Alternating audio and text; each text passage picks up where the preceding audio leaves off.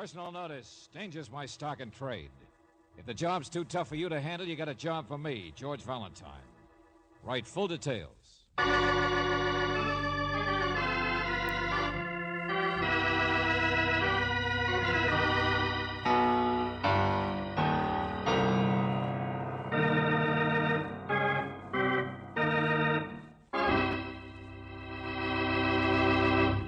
Why the frown, pal?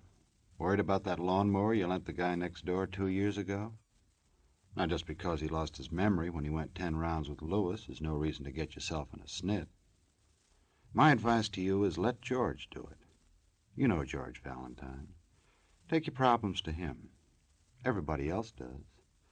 You'll find him in the phone book. That's where Abner found him, only Brooksy got him first. Brooksy fronts for George. And even over the phone, you'd know she's perfect for the job. But not our Abner. All he could do was confuse the issue. Hello? I would, but I can't, you see. It's a great ad. I've seen it lots of times. Oh, a great ad, I said to myself.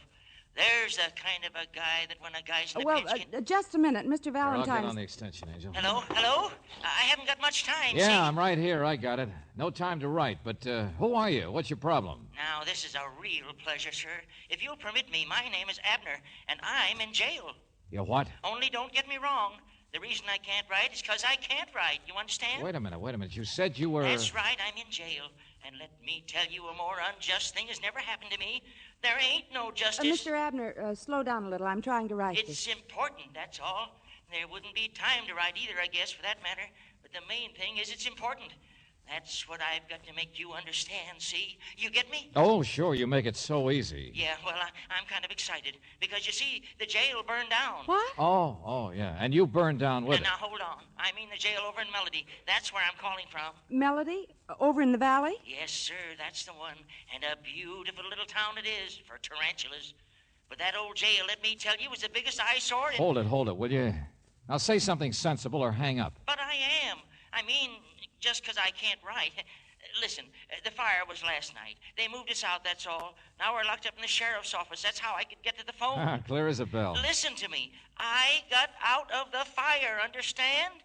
Only one of the guys in the big cell, he didn't. He's dead. And if I tell what I know about it, I'll be dead, too. What? I mean it. It's a rough deal. Get over here, will you? If you don't help me, if they make me tell what I know, they'll burn me.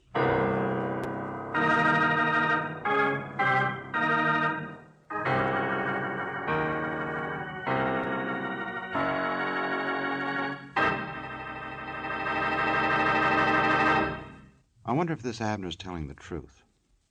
Could be he's taking George on a wild goose chase. Well, all I know is my friend here won't lead you astray because what he has to say is straight and to the point. Lead on, McDuff.